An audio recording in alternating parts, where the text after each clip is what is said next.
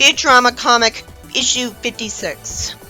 The story starts out with Zoidberg in the lobster tank being pointed at by Fry. Fry says that Zoidberg was supposed to be feeding the space lobsters they're delivering to an aquarium. It's stilted that he says everything after lobsters when they already know that information. And why does Fry bother calling him Dr. Zoidberg when he's a bad human doctor? Zoidberg says he was going to feed them, but apparently he ate all of the food himself. There's a squid that's in a crate and says he's uncomfortable, and Fry says he should be in a large glass tank. The girl lobster says that Zoidberg said he just got a new tank in this cabin. Zoidberg says he's a scavenger by nature, which makes sense because it's a reference to scavenger lobsters. Fry's told to settle an argument between Leela and Bender. Leela says they're right in front of Earth, but Bender's galactic positioning system says they're light years away from Earth. She says his circuits must be fried. Or there's something really crazy going on, like it's just a hologram of Earth.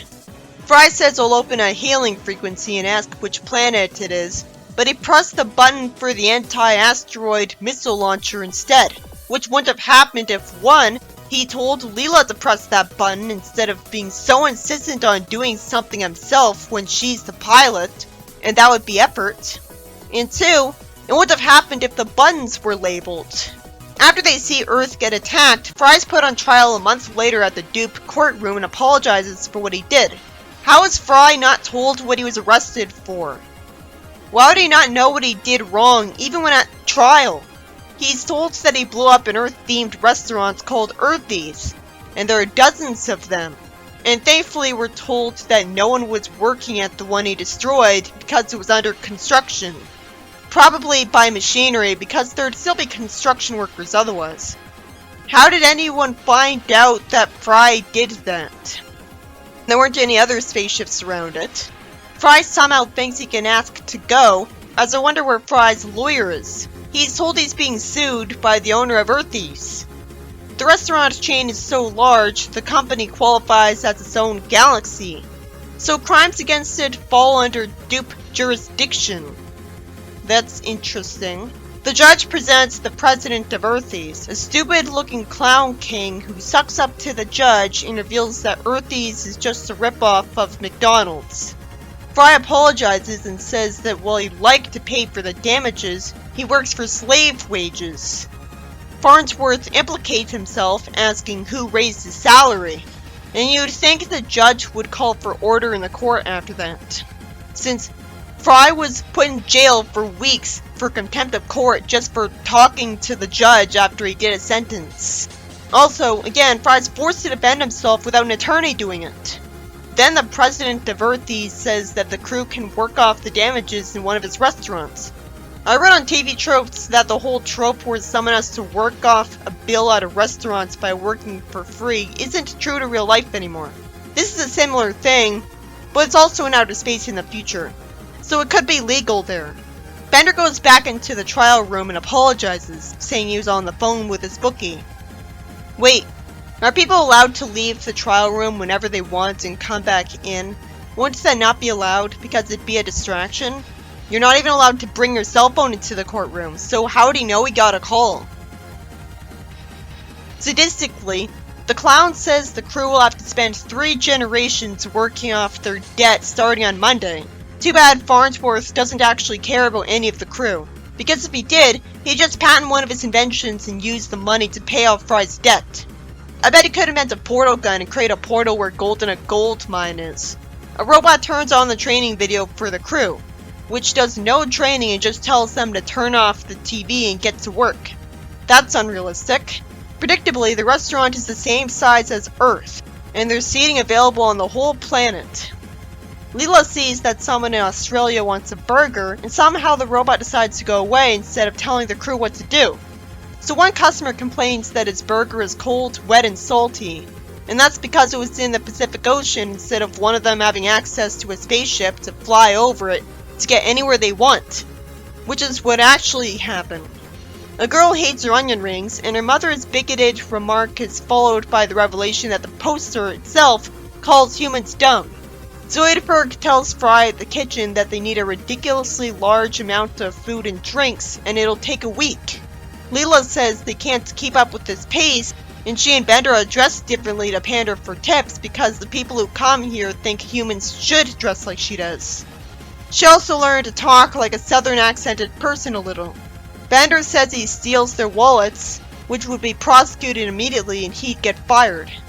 Fry says he's going to look around in the control room to find a rocket bike. He finds something that controls the planet's rotation and tells his friends to jump up on the count of 3 and then jump up 5 seconds later.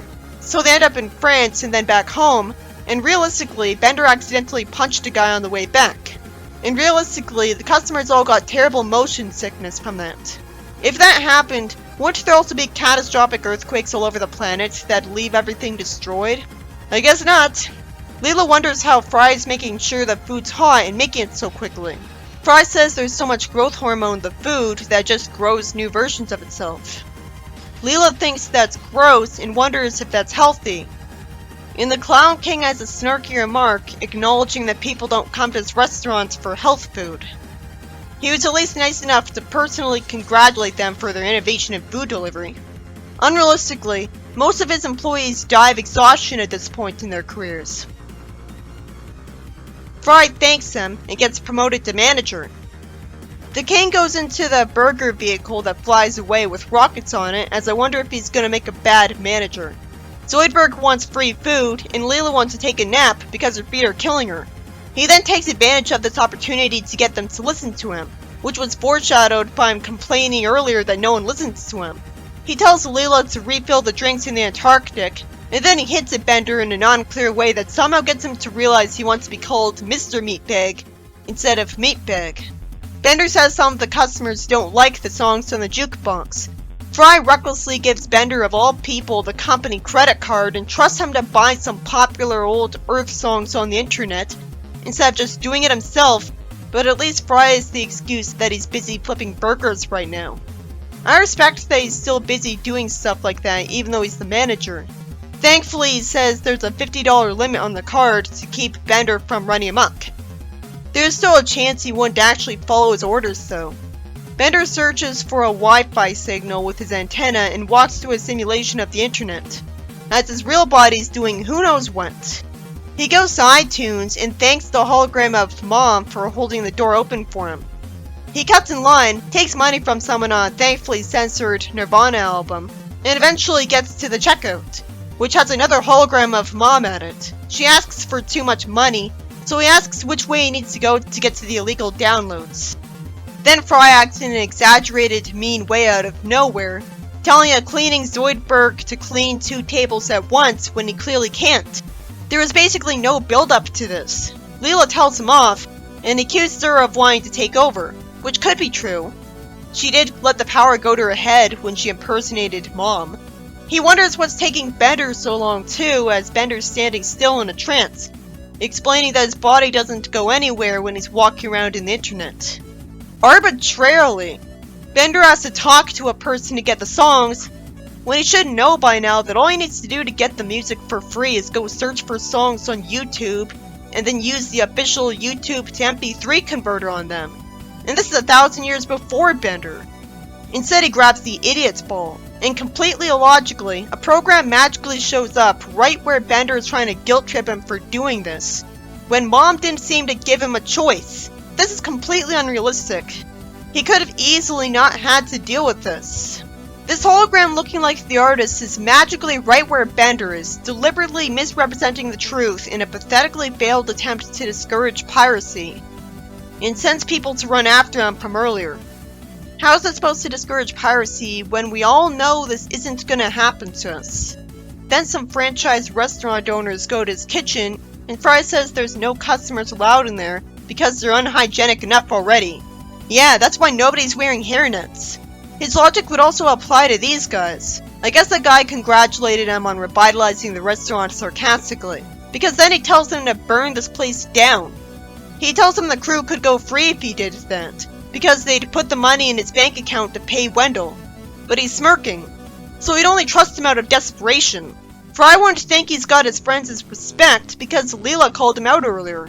Then he's told that the competition has ships surrounding the restaurant and plan on destroying it, which would also be blatantly illegal and get prosecuted if Fry was prosecuted for an accident. Why would they think they would get away with it when Fry didn't? The writing was already insulting enough with what Bender just had to go through, so I've got no patience for this. It being in the future affords it some leeway on being different from reality, but there's no way this would be legal. Somehow a brick wall shows up in front of the door to log out, because somehow Bender can't just log out from wherever he is. I guess because that was disabled? And he's told he has to give back the music he quote-unquote stole in an ambitious panel of ridiculousness. Why would there even be an option to pirate the music available if the guy knew this was somehow programmed to happen every time? Is he a cop? Why would that guy bother? He has nothing to gain. That scene was an insulting waste of time. That's not going to convince anybody. Leela and Zoidberg go on strike anyways instead of actually taking in the information he gave them. So they just look like children here. Zoidberg wonders what's in it for them, and he shouldn't need to be told that he'll be killed otherwise because that was immediately obvious. Somehow he wants more, and Fry says he'll promote them both to co-managers with them. So they stop striking, and the unrealistic bad guy says he'll sink all of Earthy's continents. Fry can hit the antenna of Bender to cut off his Wi-Fi signal and bring it back really easily. Bender thanks him, and somehow he wants to be sent back, and he's stolen from viruses. So Fry gets an idea and tells the bad guys to let him send their order to him through Bender's Wi-Fi signal. Out of complete nowhere, Fry's told while that's uploading they didn't actually blow up that Earthy's restaurant. They had corrupt construction workers plant explosives all over that world and were gonna fake an accident the next day. But Fry's missile blew it up because it was already a powder keg. This also seems silly. Fry says King Wendell wouldn't let them get away with destroying his restaurant, and somehow Wendell says he will. He decided that the fastest way to turn a profit in this business is to collect the insurance when one of his restaurants has an accident. This seems unrealistic too. Most people in this position don't do this. Wouldn't the competition making a deal with each other be called collusion or something? This story already got over the top enough without this. We already have enough one-dimensional bad guys that only deserve to be called bad guys as it is, so his presence shouldn't be needed. It's not even memorable that he turns out to be a villain in this particular sense, so definitely wasn't necessary. Fry says he cleverly sent a computer virus to all of their ships, rendering their controls useless. Then there's an explosion, and Fry says he lived the American dream blowing up his boss. Won't they get in legal trouble for this? It cuts to Farnsworth saying that Bender is back to normal because of him, and he blames Bender for running on a PC engine. Somehow, Fry was fortunately cleared of all charges, even though he'd have the charge of making people explode. I guess where Fry is, it's legal to do that to them because of what they confessed to on tape, and we have to assume they showed the tape to people. And Zoidberg looks on the bright side that he has a fast food co-manager job on his resume. Fry's told that he still has to pay Planet Express back for the missile he fired. Since when? Why would Zoidberg care about what's on his resume so much if he never plans on quitting? Why hasn't he quit and looked for a new job already? He's told it'll take 1 year's worth of kitchen duty and everyone tells him what they want.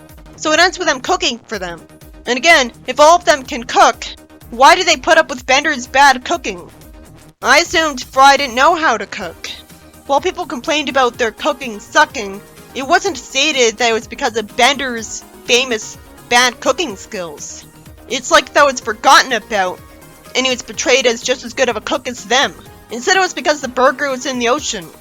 This story was about the crew being forced to work off a debt at a planet-sized restaurant because Fry pressed a button he shouldn't have to try to get in contact with a planet that Leela mistakes for Earth, when he could have told Leela to press the button, and fired a missile at it and blew it up because it was already rigged to explode by its competition, who later tell him to burn it down.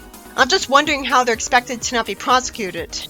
At first it was interesting to see how the restaurant was, but it quickly got stupid, not even trying to make sense, especially with that Bender part that came out of complete nowhere.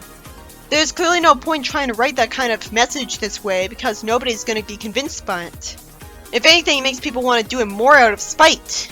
Bender's really an idiot to be so non-tech savvy that he's actually downloading music illegally instead of doing it a different way, instead of recording music.